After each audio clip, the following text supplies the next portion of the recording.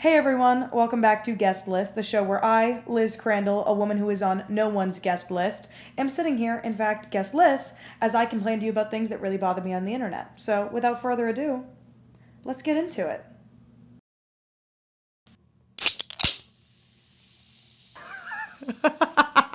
Okay. Alright, before I get started today, I do want to preface with a few things. Number one, obviously, I'm filming in a different location. This is my third time filming this podcast. All the way through. The first time, I didn't set a timer, and I ended up talking for an hour and 30 minutes, so we had to scrap that. The second time, I got all the way through it, and then realized when I went to look and start editing the film, that half of my head was cut off the whole time. The whole time. So this is now my third time going through the exact same topics and talking to you all for an hour. So some of this, this might not come off the best, but you know, we persevere, we get through it. Number two, I know the mic quality is bad. This is a $30 Best Buy mic. You could not have expected better from me. You really couldn't have. And if you did, I'm sorry to have let you down. I am. And if I could do anything to make it up to you, I would. I know it could use a condenser. I know that sometimes it was really squeaky. I could probably fix it on Premiere. I'll get better as I keep doing this, but currently right now that's a bit above my pay grade, so we're gonna have to pass up on that one.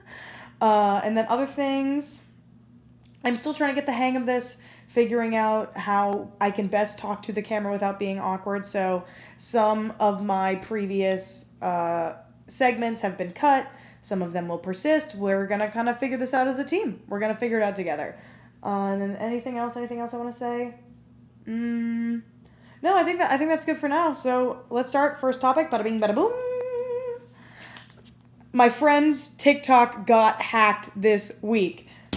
Okay, so for context, one of my friends has TikTok that he kind of uses here and there, and he had a couple popular videos. One in particular, if you've seen it, there's this video of like a guy and his girlfriend, and he looks over at her, he's like, "You want a French?" And she like leans in to kiss him, and then he starts rapping the fast part of Guns and Ships from Hamilton into her mouth. That video had like 1.3 million likes, and that was my friend Phineas. Yay, Phineas! Everyone snaps for Phineas. Phineas's account on TikTok got hacked. And we discovered this very interestingly. I'm chronically online, as we know, so I was scrolling on my phone, and I came across one of his videos, but it was a video of him, or what I thought was him, displaying one of those, like, TikTok shop products, like an herbal supplement type product. And I screenshotted it, and I texted him, because I really thought for a second, I was like, is this another way for him to make money this summer? Like, I understand that it's a tough job market, but come on, what have we resorted to? And so I texted him the screenshot, and I was like, hey, is this lucrative? Is this a new side hustle? Like, are you making money? And he texted me back, he goes, what is this? And so I thought I was being swindled. I thought that he might have gotten himself involved in a pyramid scheme, and that he was too embarrassed to tell me. So I was like, oh, come on, like, are you making money from this? Like, these videos are all over your account. And he was like, what do you mean these videos are all over my account? And then I went on his page and I screenshotted like the 100 or so videos that these people had posted from his account. And he was like, that's not me. Not even a little bit is that me, Liz. That's not even remotely me at all. And I think that it's awesome that I thought that he really had started to promote TikTok shop herbal supplements and such. And you know what? For that matter, I think the TikTok shop should die. I hate it so much. The TikTok shop has got to be a top 5 worst places to be. It's like Satan's anus marketplace, you know? It's just a terrible time. It's so bad. Every time I go on my phone on TikTok in particular, I get these TikTok shop ads for this thing, and they call it every time. Okay, I'm gonna reenact one of these videos that I'm talking about for you here. Are you struggling with bloating and overeating? Well, wait until you try Nature Zempic. This Yerba Mate powder will immediately shave 4 inches off your waist and have you looking slayer than ever.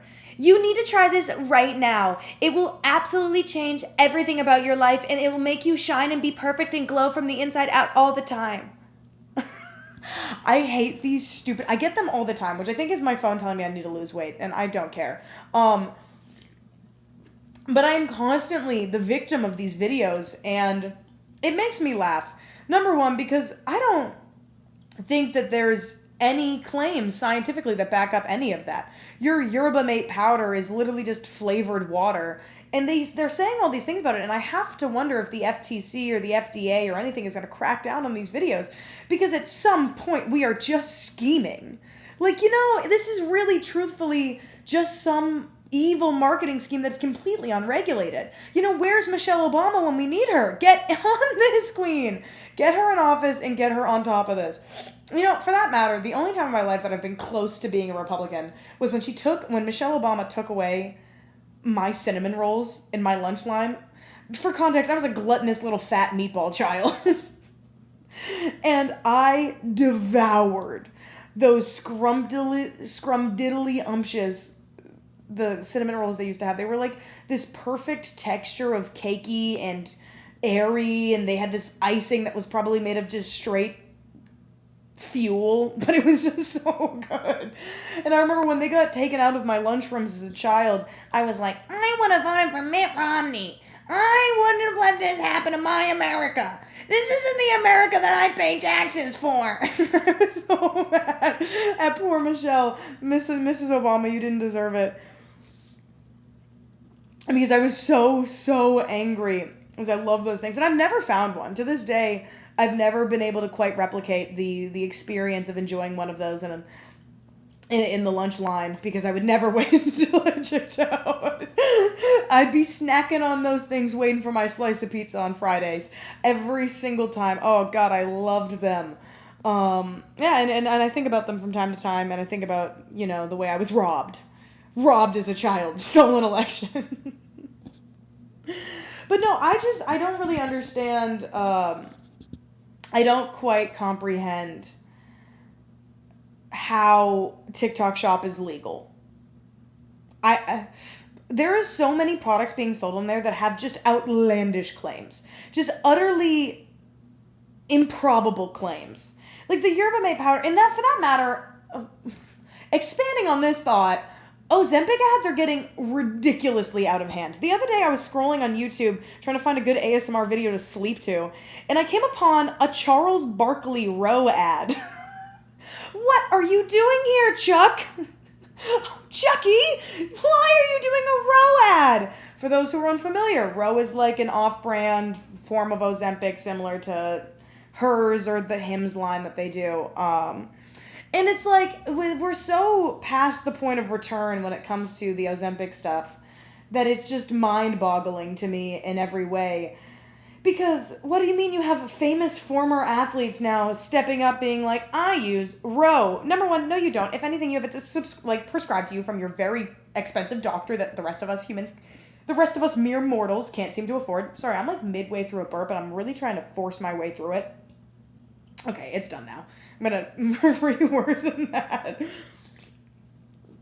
But for that matter, when Ozempic first came on the scene, every video I saw about it was like, we're about to see the popularity of chubby bodies coming back into style as thinness will be so accessible to the masses. Hello, when? I'm waiting. A waiter. Because, actually, when is that gonna happen? Because I'm sick and tired of people being like, well, actually, mid-sized bodies were the beauty standard in mid-century, na. And it's like, number one, why do we care about... the words beauty standard have really been getting on my nerves these days, because you hear someone get called unconventionally attractive, and it's just like Andy Samberg. It's like, are we looking at the same person? I'm afraid, I think the unconventionally attractive label has become kind of synonymous with this chronically online world where people aren't seeing what other real people look like. Go to an amusement park. If you want to feel a little bit better about yourself, go to an amusement park on a busy weekend. The people that exist in the world do not look the way they do online.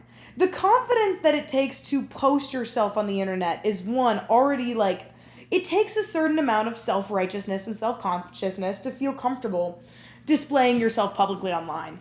Go to a place where people go to have fun but not be perceived, such as an amusement park, and you will immediately be like, oh, this is the real world again. Oh, this is why the village baddie was always a quote-unquote 6. Like, this is the reason. It's because real people don't look fake. And online, everybody looks filtered and edited, and if you're in an amusement park, you're in some outfit that you probably hate, because nobody ever pulls fits to an amusement park, you know what I mean? Nobody's going to an amusement park just stepping. Like, maybe you'll see some cool indie girls with, like, jorts on, like baggy jorts, but that's about as far into the fashion realm, and maybe some cool Jordans. You might see some cool Jordans at an amusement park, but that is really the extent of it, because you gotta walk all day, you're sweating, you're waiting in line with people. It's hilarious. And it's the only place that I've ever been where I'm really like, I feel at home here. I don't feel ousted by anybody, and I just feel like I can be myself. That's why people at amusement parks be making out in lines and stuff. It's because it's really a very singular group experience. What was I talking about? Oh my god, I was talking about Ozempic. No, but seriously, I saw a bunch of videos when Ozempic got on the scene. And they were like, thinness is going to be so popular because it's cheaper now than ever before to achieve the quote-unquote standard of beauty that is thinness. And it's like, okay, well, heroin's always been pretty accessible, girl. I probably can't say that on YouTube. I'm still going to keep it in, but just know that I shouldn't have said that, YouTube overlords. But I'm just saying, like, drugs have always been the thin maker, and most of them, besides the ones that go up your nose, aren't that expensive. Otherwise, it'd be hard to do them. And a lot of people do them. I'm from New Hampshire. I know. But yeah. Seeing Charles Barkley. I'm going to... Oh, eyes got so close to the camera. I just burned my eyeballs off with my light. But no, just seeing Charles Barkley on a Ozempic adjacent ad was just so alarming, you know? It must have been what... If Kim Kardashian were to now come out with a Skechers Shape-Up ad, it would be probably that same experience of like, don't you know that you're above this? Like, aren't you aware of that? And that Ro must be making crazy bank. Crazy bank. Because to get Charles, I mean, I can't imagine he's a cheap book. I can't. Unless it's this new AI, like I sell my rights to a company and they can dish out my face AI style for... I'm so tired. Okay, and we're gonna move on from that because I've beat that horse. I've got him down. Oh, sorry. Okay, the next topic. The boys are fighting. Trump and Elon Twitter beef. This is actually absurd to me, and it's one of the greatest embarrassments that I live in a country where two majorly influential political figures and, I guess, economic figures are subtweeting each other on Twitter, or X, if you will. Just like, number one, what? There is so, and mind you, this is a big news cycle week. There is so much happening right now. The LA protest that, did you guys see the video of the reporter getting shot with a rubber bullet? Fascism, we live in I'm telling myself that this isn't going to be a wicked preachy podcast, but this last week of the internet to me was very like Greta Thunberg's on a ship that just got taken by Israeli forces. Like I'm a bit swimming in it now, to the point that this might have to become a political commentary podcast, because that is what I'm good at. For those of you who are unfamiliar, I used to debate people for money on TikTok in 2020 when I had a mullet and my hair was blue. And I drew my eyeliner out to my friggin' temples, and I wore a thick leather black choker every day. And the worst part was I was good at it too. And I've read political theory, read economic theories. I'm actually well read. I've read critical race theory. If you ever do want to see maybe my more academic side, perhaps I'll do another new podcast just for you. Just for you, Pookie. Okay, but anyways. So Trump and Elon are beefing, and Elon thought that he had a gotcha moment by revealing to the world the shocking news that the reason the Epstein files haven't been released is because Donald J. Trump, DJT, was present on the list. Good day. And for those of you who got that reference, you really got that reference. But good day. Like, oh wow, really? Really? The guy who ran Miss Teen USA and notably said super weird things about his own daughter was a guy who might have been at Epstein Island, the guy's island who this guy we're talking about was regularly photographed with. Like, oh, come on. Elon, you had a really cool chance. You had the world's attention for 3 tweets. Now you look like Kanye. You had the chance to give us something genuinely interesting. If I was Elon Musk, I would have released Trump's real body fat percentage. If I'm Elon Musk, I'm putting that 41% out into the public eye. That is what I am doing. Because that was, and I mean this, sorry, again, one of the most hilarious fake things I've ever seen Donald Trump post. I don't like to laugh at this kind of thing because I think it's more representative of like a slow decline into fascism because we're not even slow. It's not slow anymore. It's not. But like, I don't try to laugh at this kind of stuff, but that to me was so absurd. Like DJT. I believe that same week that he released that to the public, he was the Philadelphia Eagles were coming to the White House to celebrate their Super Bowl win. I believe it was like within the same week/month. You were going to get photographed next to men who are those actual statistics. And you thought that the American public was just going to be like, yeah, that sounds about right. I think it was sub 15% body fat. You thought the American people were going to be like, yeah, I got a Sigma president, man. And that's the worst part is that they genuinely did. And it's like, oh my God, at some point we have to use our minds and our brains. Trump is one of the best examples of take her swimming on the first date I've ever seen in my entire life. Take DJT swimming on the first date. I want to see what his face looks like without the pounds of orange foundation. I want to see what his body looks like. No, I don't. That was a lie. Oh, God, I'm imagining it now. Oh, cleanse me of this. No. Ugh. But, like, just what an absurd thing to lie about. So if I was Muskie, if I was a little Lonnie boy, at absolutely no point am I ever gonna release the obvious thing we all knew. And it's sad that isn't something that's necessarily gonna change the tides of the American people's belief in DJT. It does make me upset. It truly does. That him being on Epstein's files wouldn't really change people's minds, but he's been photographed with a guy like his whole career. The rest of us in like the left-leaning community, even Democrats, as centrist as they might be, even they are like, yeah, okay, cool. Oh, shock. Oh, wow. Really, Elon? Oh, could have fooled me. Like, no.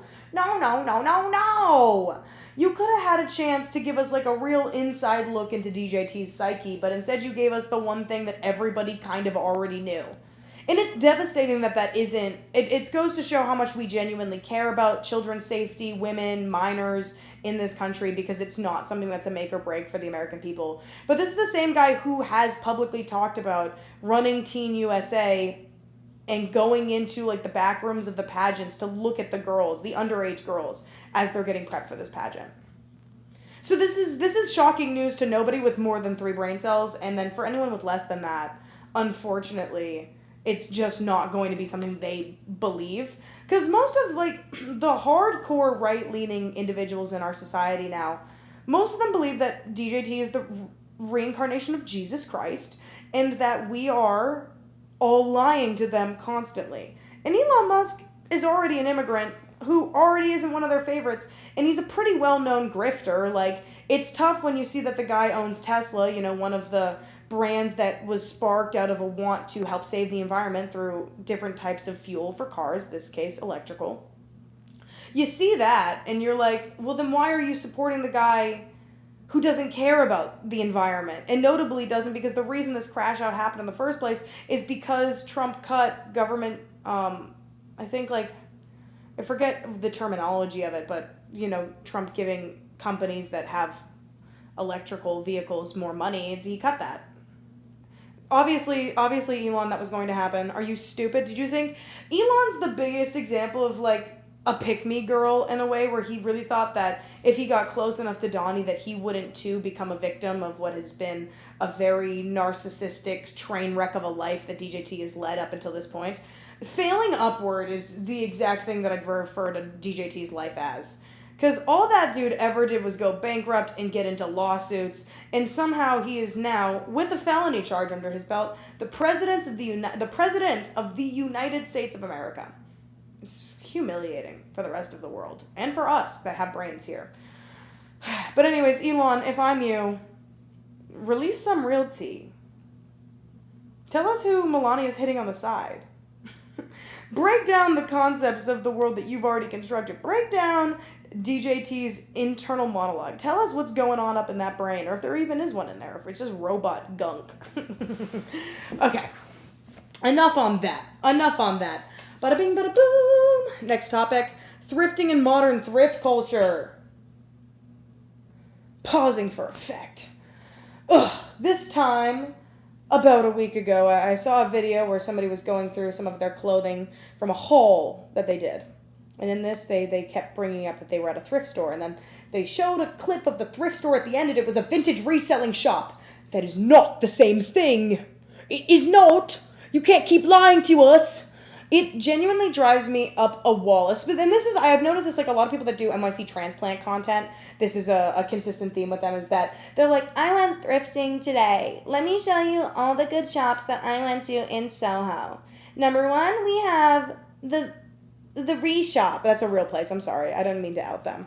But no, like seriously, thrifting in its inception, number one, it's supposed to allow people who do not have the money for new clothing to buy good clothing at an affordable price, with the notion that, hey, maybe there's lice on this.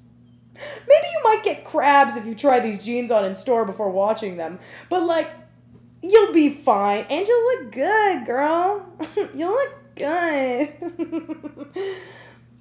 But that was, that's the idea behind thrifting. And then people that go thrifting, you're talking about people that are going to the bins with friggin' dishwashing gloves on up their arm. And these are the people that are going to a Savers or a Goodwill and sifting through 1 million graphic t-shirts and finding one cool Harley Davidson shirt. That's the kind of environment. Thrifting isn't supposed to be I'm going to go hit the shops this afternoon. You're supposed to go to one store for 3 hours and leave with 2 items that you're really, really proud of yourself for finding. Thrifting is supposed to bring out our inner human hunter-gatherer, okay?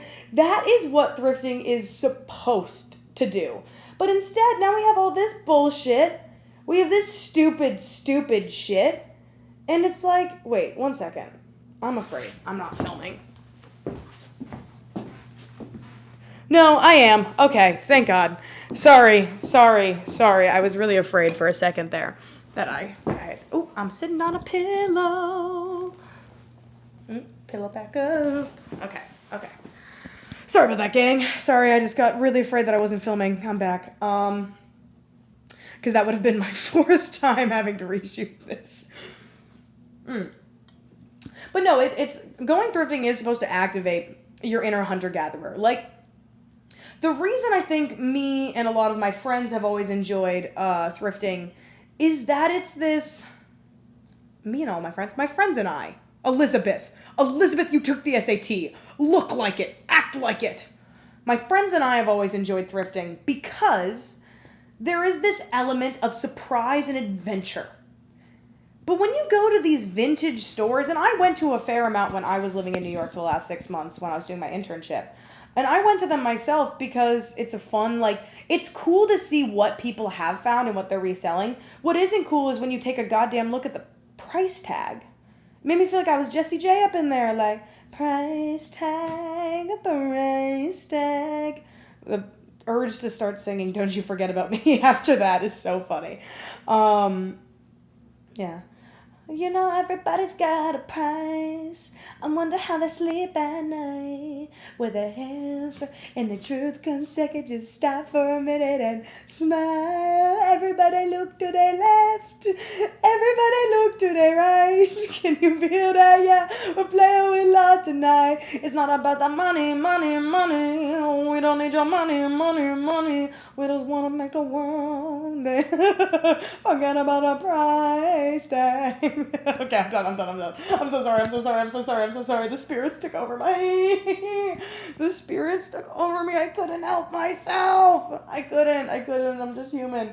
But no, sincerely, like, you look at the price tag of some of this stuff that's in the at these vintage resellers, and you're like, oh, girl. I went to this one, the reshop, the one that I referenced in this intro, and tell me why they had an entire rack, number one, of just True Religion jeans. Cool, and thank you. But then every pair of them is like $120 anyways, and it's like, I might as well just go buy a new pair online. I don't even think you guys washed this stuff. I don't think you washed it. I think you just bought it from a bin somewhere and just threw it up on the rack. It's ridiculous. No, it really gets on my nerves. And then when you see people that don't really know the thrift world, I'm so sorry. I'm really sorry. This Dr. Pepper's getting to me. But like, when I was really getting into thrifting when I was still in high school, I'd go to my local Nashua Savers in New Hampshire and southern New Hampshire, and it's a massive, massive store. And my favorite ever thrift find, for context, my grandmother moved out of her house with her husband, and we helped her move, and we donated a lot of stuff to Savers. And so, like, a year later, I went and I was really thrifting, and I found this wicked cool jacket. It was like this kind of plush, like, teddy bear jacket. It was long, like, floor length. It was a bit obnoxious, but I loved it. And it was huge on me. And I go and I wear it to a family party, and my grandmother looks at me and goes, "Is that my coat?" And in that moment, I really felt like Macklemore, like, "Is that your grandpa's coat?" I'm not going to do that one as well. Oh, wait. No, I'm going to stop myself. I'm going to stop myself. Oh, God, I would have loved to have serenaded you guys with Macklemore right there, though. I really would have. And the reason I'm trying to convince myself to not do it right now, but... no, I can't. But yeah, so I just find it frustrating because then also, like, the deep pop culture of it all is ridiculous. Like, for example, recently I went to, not recently, like a year and a half ago, I went to a thrift store and I ended up finding these really, really cool vintage, low-rise, Juicy Couture white jeans. And they were, like, boot cut, they were everything. They were size 28. I am not a size 28. But I did buy them because they were $6, and then I've been trying to pawn them off on one of my friends for months. I've been trying to find somebody like, is this your style? Would you wear a size like 28, 29? Like, do you want to give these a shot? Finally, when I was in New York City, I met this awesome girl, Emily, my goat, and she has a really cool sense of style, and I pitched it to her. I was like, hey, Emily. If I had, per se, a pair of unworn, Juicy Couture, low-rise white jeans, would you partake? Would you perhaps dabble in a pair of low-rise, Juicy Couture, vintage, white, bootcut jeans? Would you perhaps inquire upon a pair of... I'm not going to say it again. And yeah, she said yes, and so I get to give them to her, and I'm so happy because after a year and a half, they're finally off my hands, and they finally get to go to a home where they belong. But, like, I'd never do that regularly. It was just a pair that I loved so much, and I'd been hunting all day. I think I was at a Goodwill. It wasn't a Bins, but it was a Goodwill, like the, clothing section. It wasn't a good Goodwill nor a good clothing section. But I had really sifted through it. And so when I found them, I was like, It was incredible. It was incredible. I was so excited. And yeah, did I look at the size and go, that's not me? And I said, they're $6. They're $7. They were maybe they're like $6.70. Because I keep saying 6.7. Do with that what you will. But no, so, God, I got them. I'm glad they're going to Emily. She will love them. She will look great in them. And I will watch her wear them and just go, oh, great joy. Oh, how giddy am I? But yeah, I'm just sick of it. I'm sick of resellers. I'm sick of these places going through and just raiding all of these thrifts for clothing and just reselling them at a hardly marked down price, from what they were originally. It's just frustrating. And it's really frustrating when people who ain't up on thrifting culture like that think that they too can say that they went thrifting when they really just went shopping at a vintage store.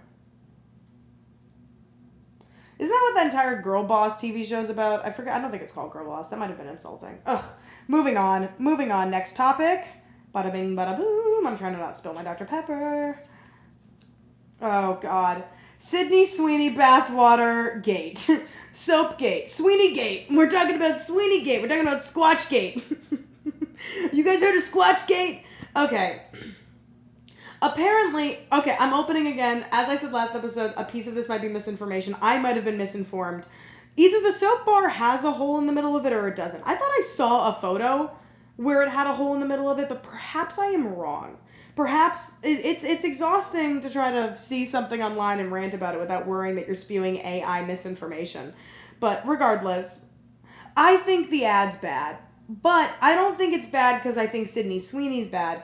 I think it's bad because Sydney Sweeney, like, since Euphoria came out, has made it pretty clear a few times that she's uncomfortable becoming, like, a sex symbol. She doesn't want to be the new Megan Fox, you know. She wants to be taken seriously. She wants to not be asked to do sex scenes in her work. She said all of these things. And now it almost feels like, oh, fine, boys. Because you guys couldn't leave my body alone, I guess I will give in to everything that you've asked of me for the last 3 years, even though I explicitly said that it really bothered me. Like, you know, it feels more so like coercion than consent to me. And maybe I'm doing the thing where it's like, Liz, it's not that deep. But I'm just trying to think about it on a grand scale. It's like, okay, here's an actress. She did a great job as Cassie. I'd say one of the most hated characters of the last 10 or so years, but also one of the most empathized with characters. Like, that's really tough to do in media, to find that sweet spot of, like, people hate you, but God, they feel so bad for you as a character. Like, Sydney Sweeney is unbelievably talented. So it's not that I'm, quote-unquote, disappointed, because I don't get disappointed when people do things. It's more so that I'm trying to, like, think of how this looks to the rest of the world. And to me, what it looks like is, hey, boys, if you harass and say enough things about a woman's body on the internet, eventually she will just be like, sure, here's some bathwater soap with my bathwater in it, because you're just such a boy and you need it. You need it so bad. Also, Dr. Squatch as a company, as an organization, I have a few problems with. I have a bone to pick with you, Mr. Squatch. Dr. Squatch has several different names, per se, of what they refer to their body washes. So I'm just going to go down the list and read them to you all now. Grapefruit IPA, Cold Brew Cleanse, Wood Barrel Bourbon, Pine Tar. Like, that's just to name a few. And now, if I'm a guy, I think at some point I would find this type of marketing insulting almost. Because it's demeaning. If a brand were to come out with, like, Pretty Pink Princess Body Wash, or, like, Wide Birthing Hips Body Wash, or, Dishwasher Smell Body Wash, at some point I, too, would be just offended. I would be wounded and hurt. And, like, men, do you know you don't need to smell like wet concrete to feel clean? Do you know that you're allowed to just buy regular body wash? Do you know that using Dove fragrance-free soap does not make you less of a man?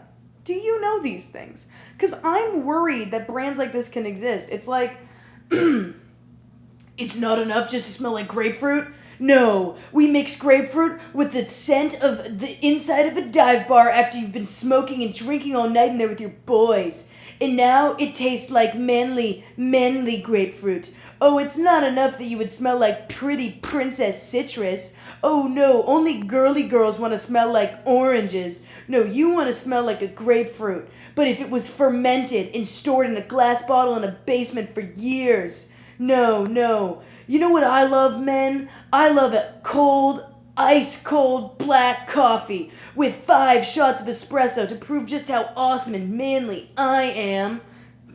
And it's like, dude, like, you want to smell like Wood Barrel Bourbon? Never in my life have I smelled someone who smelled of alcohol and went, oh, bottle that up. You know?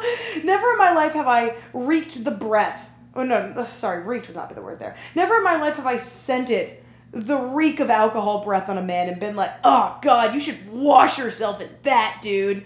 Like, no, you don't want to smell like your alcoholic dad, guys. You don't have to.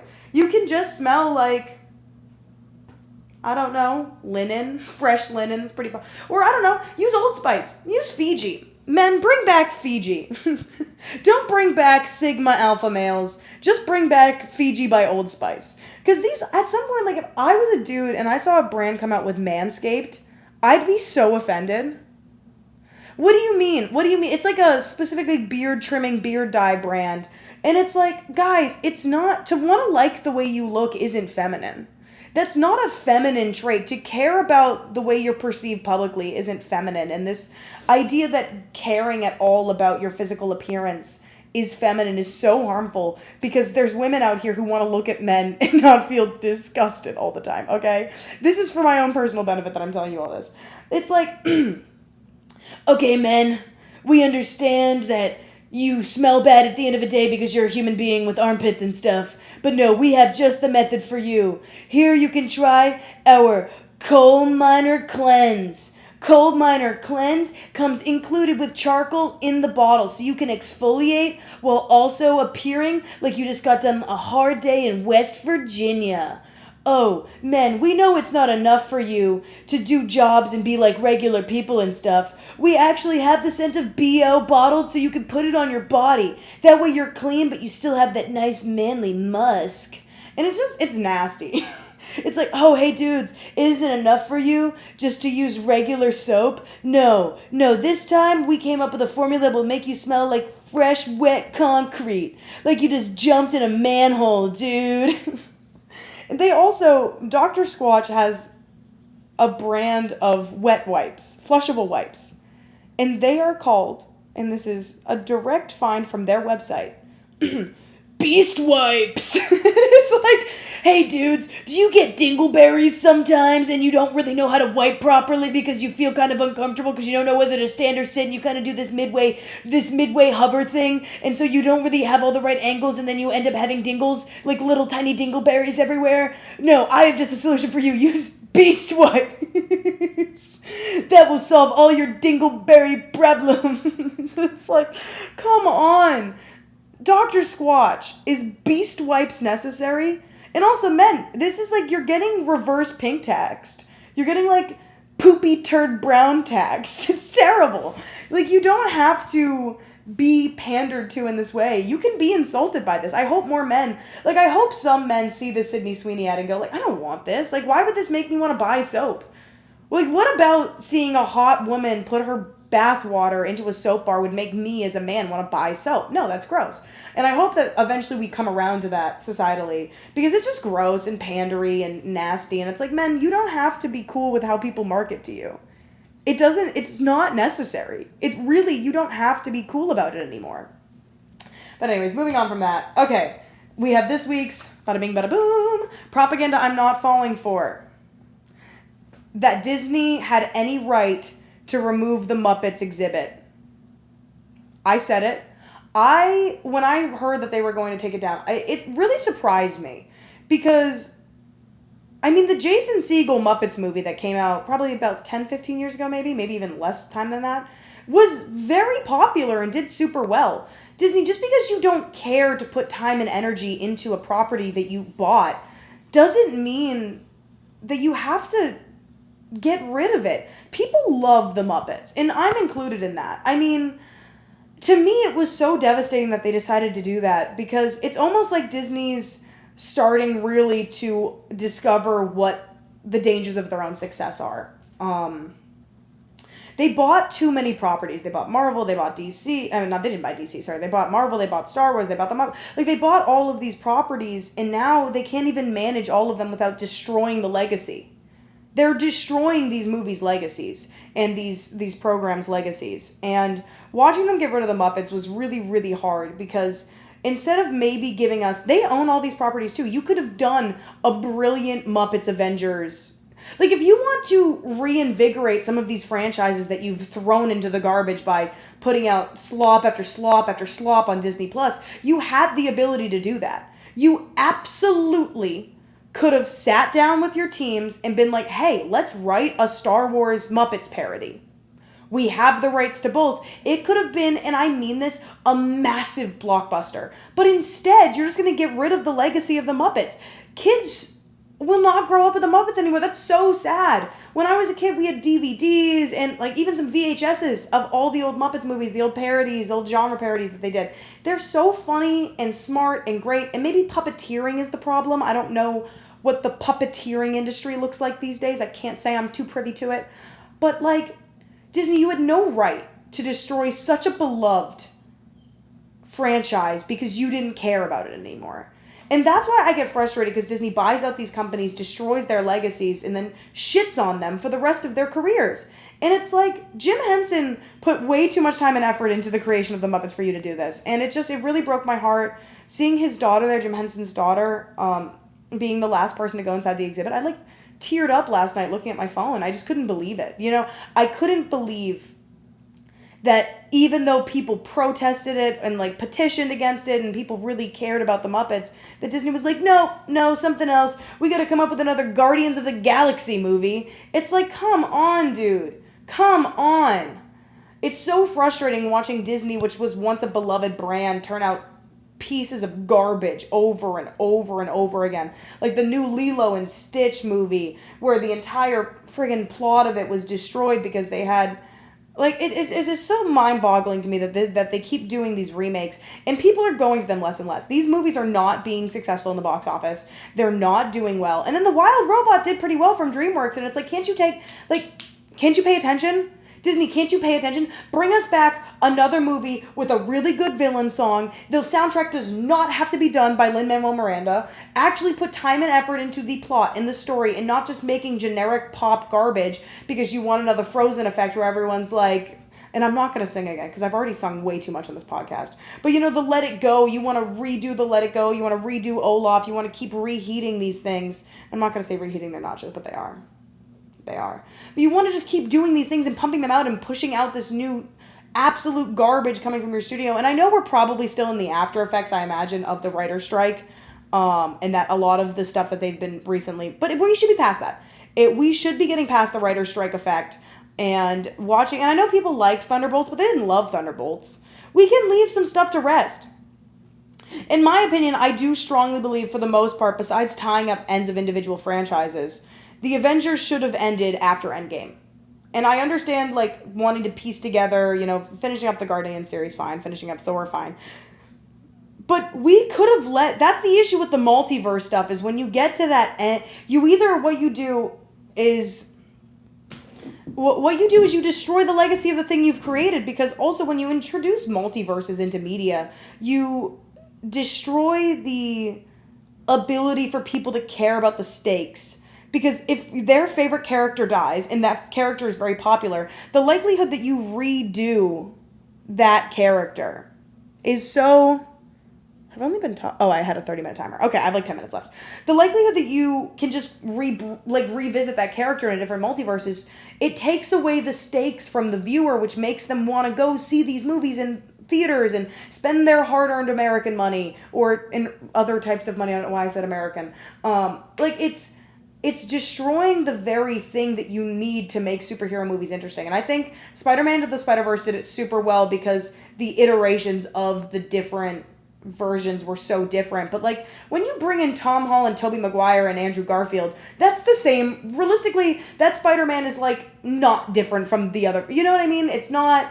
You're not bringing these vastly different versions of Spider-Man into your movie. You're just bringing the same guy over and over and over again.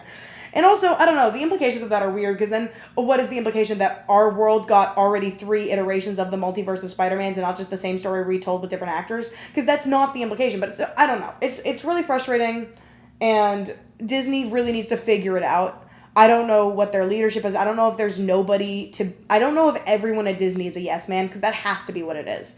Because nobody would greenlight these things, seeing just how devastated people were for it. Also, before you shut down something, try to revive it first, you know? The reason the old Splash Mountain had to get destroyed was because the basis was in the Song of the South. You can't revisit that because it is inherently problematic. The nature of that program was inherently problematic. However, the Muppets, not the case. Why not attempt to reinvigorate them? Do a mini-series. Do something. They could have made this whole beautiful goodbye to it, too, where they had, like, the Muppets go on one last world tour and did a mini-series. There was so many ways to have given them one last shot to see if the Muppets were a property that had any weight anymore. And instead, they just shut the whole thing down without giving it a chance. That wasn't my original propaganda I'm not falling for card, but that's what I wanted to talk about. Propaganda I am falling for, and this one's going to be short, I promise. Air Jordan's releasing this really cute platform mule in women's sizes in the fall, and I could not be more excited. They're very unique looking, but they're really cool, and I need them immediately, and I have to wait now, and that's devastating. But I'm very excited for the release of these. And the second I get them, I'm going to be like this on camera. I'm going to be like, ooh, check them out, guys. Ooh, look at my Jordan mule. Look at my Jordan leather mule. You know you want it. So just get prepared for that, because I will buy them when they come out. All right. Next topic, bada bing, bada boom. Jessie Murph and new pop slop.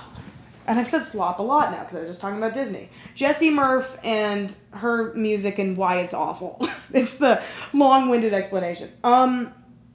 Jessie Murph is a 20-year-old, new on the scene, from Alabama.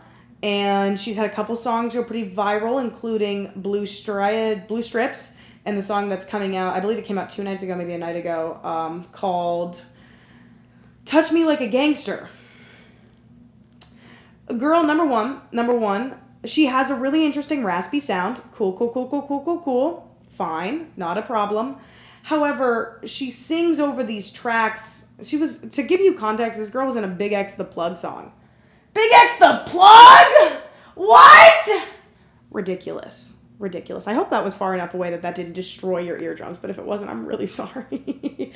But, so this girl, this is what her voice sounds like. This is my honest impression of this song, Blue Strips, Blue Strips by Jessie Murph.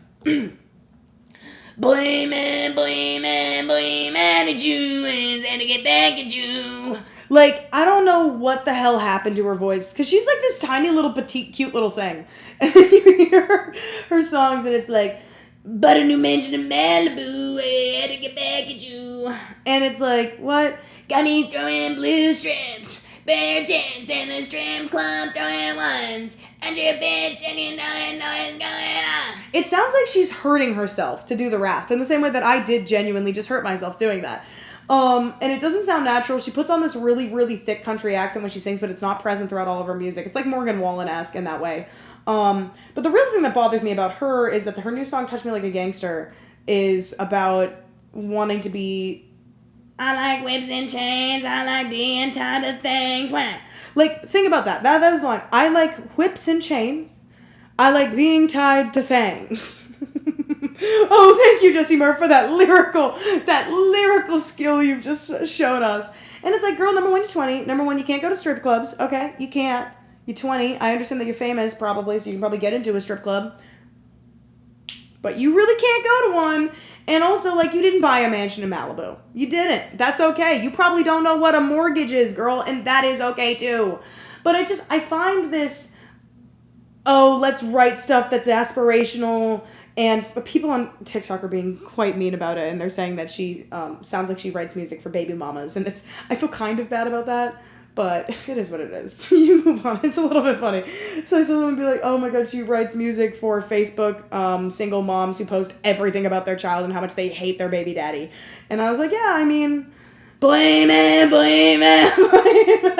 Okay, and honestly, that's my last thoughts on that. I'll come back and touch on more. Oh, no, one more thing. She claims her inspirations are Amy Winehouse, Adele, and Etta James. And she has some songs that are actually, like, kind of lyrically interesting and do cool things with that raspy voice that she has. But instead, whatever her company that's behind her is, or her record label, they're putting her on this garbage music that is never going to allow her to be popular because it's just not good.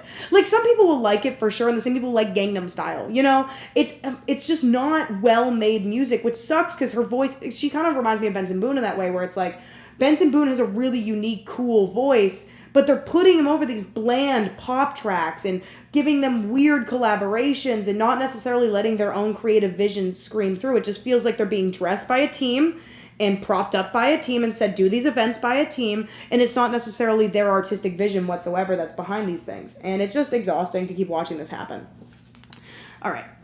Final point, last segment, video/trend of the week. This week goes to the trend that's like and I just screwed it up. I'm gonna try this again. Video slash the calling to say goodnight videos. So funny. I saw this one in particular where like a girl had her dad call her boyfriend to tell him goodnight, and the dad was sat like this the whole time. Because he couldn't bring himself to actually, he was trying to stop himself from laughing, and it just ended up wheezing the whole time because he couldn't bring himself to say goodnight to his daughter's boyfriend.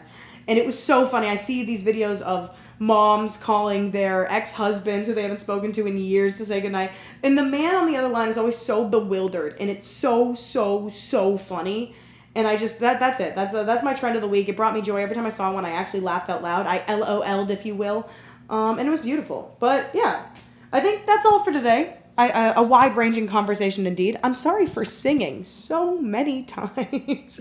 I'm so sorry for doing that to you all. But I hope you enjoy another wonderful week. The internet's heavy right now. Other things, there's a lot of political stuff going on. Greta Thunberg obviously just got taken by Israeli forces. What's going on in LA is deplorable from, the militant side of it all. And so, if you have more thoughts on other things to be angry about that seem more lighthearted than the actual state of everything in the world right now, bring them up to me. Text me. Most of you that are actually watching have my number, text me. And I love you all, and I hope you enjoy your day. Bye!